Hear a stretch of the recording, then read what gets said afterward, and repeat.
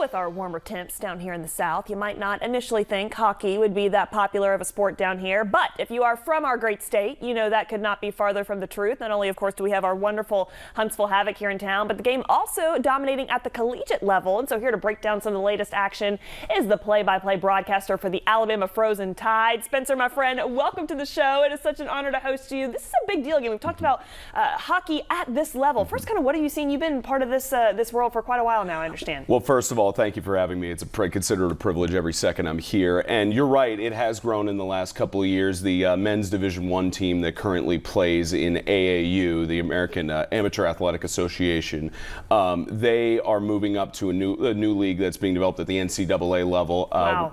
Alabama also has one in the American Collegiate Hockey Association, or ACHA, as it's called. A lot of confusing acronyms that people might not know about, but it's certainly, the men's team has been around for over a decade at this point, and the Division III men's team just started in the last couple of years, and women's team starting this past year and been on an incredible run. But yeah, it's especially because of Huntsville, the Birmingham Bulls also have a huge following in the minor league hockey scene. It's really grown incredibly in the South, even though there are a lot of people who question Commissioner Bettman on starting NHL teams in the South. Yeah, curious too, kind of what you've then seen that do for Alabama in general, right? The culture that we have here, again, people pouring into these games. How have you kind of seen that evolved again over the last even just decade or so? You know, it's a huge credit to Savannah Prefontaine and the rest of the team who started a student organization called Grow the Game, where they're trying to build an arena in Tuscaloosa and actually bring it back, because it's kind of difficult to get students to drive an hour away from campus up to Birmingham to go to Pelham where the arena is. But when you go to those Alabama men's games, those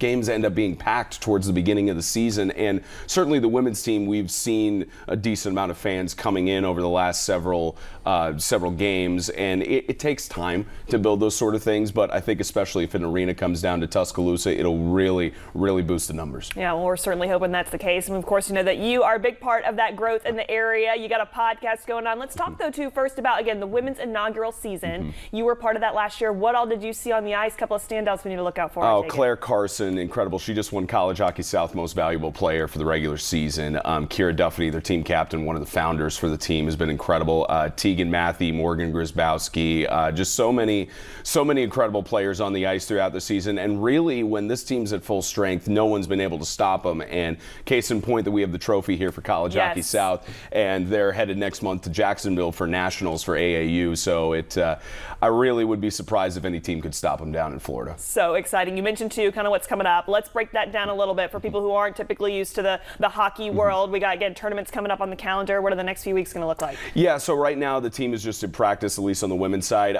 Next week for College Hockey South, they have their tournaments for the Division II and Division III men's brackets. Alabama's men's team is in that at about the 4 or 5 seed. Division II, Alabama does not have a team in that, but that's down in Fort Lauderdale, Florida next weekend. So I just got the word I'll be on call for that for several of those tournament games. So that'll be a lot of fun. But in terms of the women's team, it's just practices until they head down to Jacksonville. This is actually the second year officially that AAU has had a nationals tournament for the women's scene. 4 teams last year. I think they're going with 4 teams again this year, and should be a lot of fun. Awesome, awesome. Well, again, we know that even just in this interview, I can tell you're so cut out for doing play-by-play. You got the voice and everything. But you also have a podcast. Is your podcaster voice different from your kind of play-by-play voice? No, I'm sure as you talk with all your people off camera, it's the same voice on the air as you are off the air. No, I try to take the same cadence. They tell us to be ourselves in media, so I try to be the same person on the Frozen Hour or here or even calling games. So with that podcast though too, what can people kind of hear? Some of behind-the-scenes action, I take it, right? What does that look like on the Frozen Hour? Oh, it's so great. We get to talk with so many great athletes and coaches throughout the season. It's mostly been focused on the women's team because a lot of us who are on staff for it are also staff for the women's team.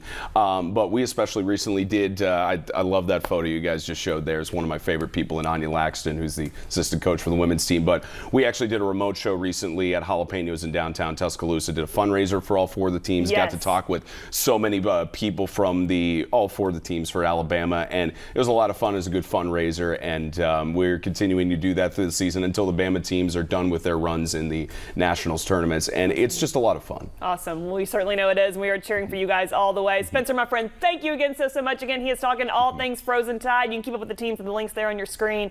And Spencer, we wish you all the best. We told you got dreams of maybe one day doing play-by-play for the Super Bowl, so you saw him here first, right? Much appreciated. Thank you. Appreciate it.